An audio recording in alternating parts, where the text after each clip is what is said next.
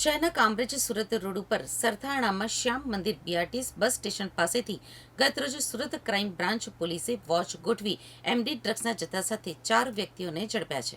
Surat crime બ્રાન્ચની પોલીસને બાતમી મળી હતી કે એક GJ18BD6195 નંબરની સ્વિફ્ટ ડિઝાયર કારમાં કેટલાક ઈસમો એમડી ડ્રગ્સનો જથ્થો લઈ સુરત આવી રહ્યા છે। જે બાતમીના આધારે ક્રાઇમ બ્રાન્ચ પોલીસે કામરેજથી સુરત રોડ ઉપર સરથાણા પોલીસ સ્ટેશનની હદમાં આવેલ શ્યામ મંદિર બીઆરટીએસ બસ સ્ટેશનની સામે વોચ ગોઠવી હતી। આ દરમિયાન બાતમીમાં વર્ણનવાળી કાર નજરે પડતાની સાથે જ ક્રાઇમ બ્રાન્ચ પોલીસે કારને ઝડપી પાડી હતી અને કારમાં સવાર કુલ 4 ઈસમોને દબોચી લીધા હતા।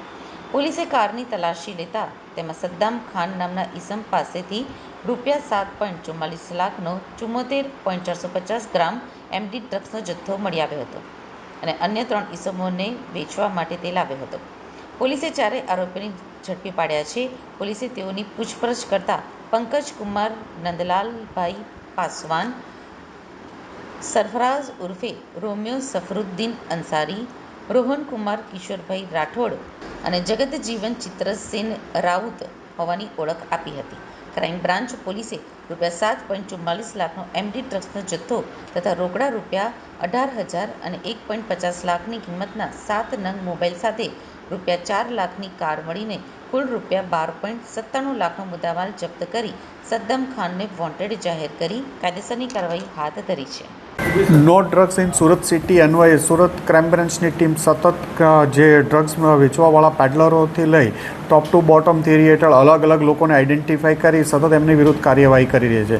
આવી જ રીતે આ જ અનુસંધાને ક્રાઇમ બ્રાન્ચના પોલીસ ઇન્સ્પેક્ટર જેજી પટેલને એક બાતમી મળી હતી કે મુંબઈથી સુરતના 4 ઈસમો ગાડી લઈ અને ડ્રગ્સ લેવા ગયા છે અને આજે વહેલી સવારે પરત આવે છે। જે બાતમી આધારે ક્રાઇમ બ્રાન્ચની ટીમે સરથાણા શ્યામ મંદિર પાસે એક વોચ ગોઠવી હતી અને આ વોચમાં આ જે બાતમીવાળી ગાડી ત્યાંથી પસાર થતા સ્વિફ્ટ ડિઝાયર એને રોકતા એમાં 4 ઈસમો મળી આવ્યા હતા અને જે પંકજ પાસવાન નંદલાલ પાસવાન ડ્રાઇવિંગ કરતો હતો એની સાથે સરફરાઝ અંસારી, રોહન કુમાર કિશોરભાઈ રાઠોડ અને જગજીવન ચિત્રસેન રાઉત આ 4 ઈસમો સુરતના વિવિધ વિસ્તારોમાં એકે રોડ ઉપર બધા 3 જણા એકે રોડ વરાછા રહે છે અને ઓરિજિનલી એક ઉત્તર પ્રદેશનો છે, એક સુરતનો જ છે, એક બલાગામ મોરબીનો છે અને એક ઓરિસ્સા ગંજામનો છે।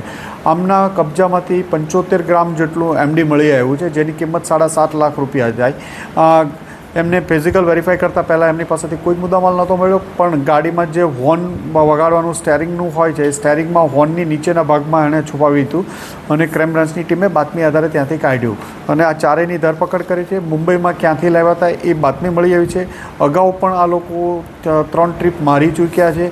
અહીંયા ક્યાંથી લાવતા હતા, કોને કોને આપતા હતા, આ દિશામાં પણ તપાસ ચાલી રહી છે। આમની અગાઉની અત્યાર સુધી તો પોલીસ તપાસ દરમિયાન કોઈ ક્રિમિનલ હિસ્ટ્રી નથી મળી આવી પણ અમે તપાસ કરી રહ્યા છીએ એ બાબતે પણ।